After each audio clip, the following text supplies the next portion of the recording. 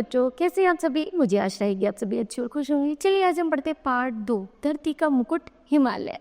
करते हैं इसकी शुरुआत। उससे पहले पढ़ते हैं पाठ परिचय। प्रस्तुत पाठ में हिमालय की पौराणिक एवं सांस्कृतिक महत्व को उजागर करते हुए इसकी अक्षय शोभा और संपदा का वर्णन किया गया है। ठीक है, चलिए इससे पहले आइए कुछ करके सीखें। भारत में स्थित पर्वतों की नाम लिखिए। यहाँ पर जो आपको कॉलम दिए हुए हैं, यहाँ पर आपको पर्वतों की नाम लिखने हैं। अब करते हैं इस पाठ की शुरुआत। हमारा देश भारतवर्ष अत्यधिक सुंदर है। इसकी सुंदरता स्वर्ग की सुंदरता को भी मात कर देती है। प्राचीन काल में बड़े बड़े चक्रवर्ती सम्राट अपने शीश पर स्वर्ण मुकुट धारण करते थे। भारत ने भी पृथ्वी के सम्राट के रूप में अपने शीश पर मुकुट धारण कर रखा है। यूं भी कह सकते हैं कि स्वयं प्रकृति ने ही भारत के शीश पर मुकुट सजा कर रख दिया है। किंतु भारत के शीश का मुकुट स्वर्ण और रत्नों का नहीं है, बल्कि बर्फ का है। वह उज्जवल है, परमोज्वल है। ठीक है। उत्तर में स्थित हिमालय भारत की मुकुट के ही समान है।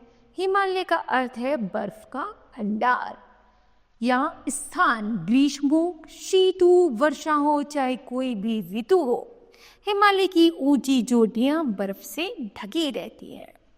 बर्फ से ढकी हुई हिमालय की ऊंची चोटियों की छटा निराली है, बड़ी निराली है। प्रभात कालीन सूर्य की स्वर्णिम किरणें जब उन चोटियों पर पड़ती हैं तो ऐसा ज्ञात होता है मानो बर्फ के सरोवर में सोने की मछलियां तैर रही हो। एक अमेरिकी लेखक ने उस अनुपम शोभा राशि का वर्णन इस प्रकार किया है। मैंने प्रभात काल में केदारनाथ की पुरी के आंगन में खड़े होकर जब बर्फ से ढकी हुई चोटियों पर झिलमिलाती हुई किरणों को देखा तो मुझे ऐसा लगा कि मैं उस छवि का वर्णन नहीं कर सकता जो हमारी आंखों के सामने बिखरी हुई है। सच मानिए मैं शब्दों से कंगाल हो गया था। हिमालय जहाँ अनुपम शोभा का घर है, वहाँ विचित्रताओं और अलौकिकताओं का भंडार भी है। एक से एक झरने, प्रपात, कुंड, मनोरम जल स्रोत, जल प्रवाह तो है ही अद्भुत। पशु पक्षी भी है। ठंडे जल के कुंड और स्रोत तो जगह जगह मिलते हैं।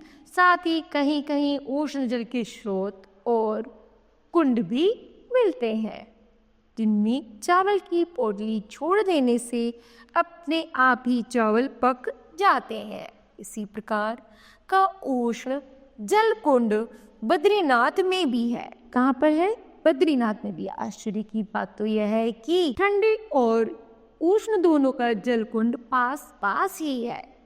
ऐसा लगता है मानो प्रकृति ने स्वयं यह सुविधा प्रदान की है। कस्तूरी मृग हिमालय की आंगन में ही दृष्टि गोचर होता है।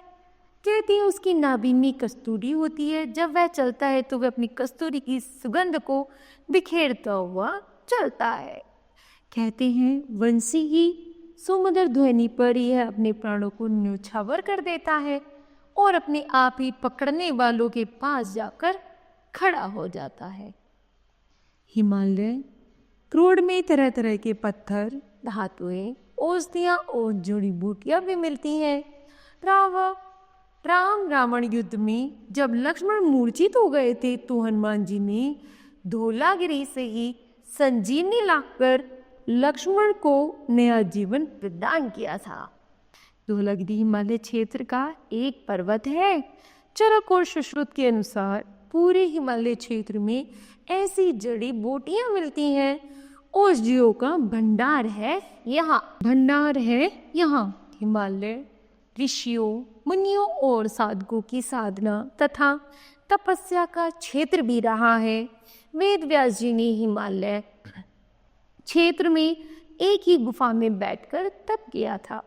कहते हैं उन्होंने अपनी गुफा में बैठकर महाभारत और श्रीमद् भागवत की रचना भी की थी। हिमालय का सारा क्षेत्र देवभूमि के नाम से प्रसिद्ध है।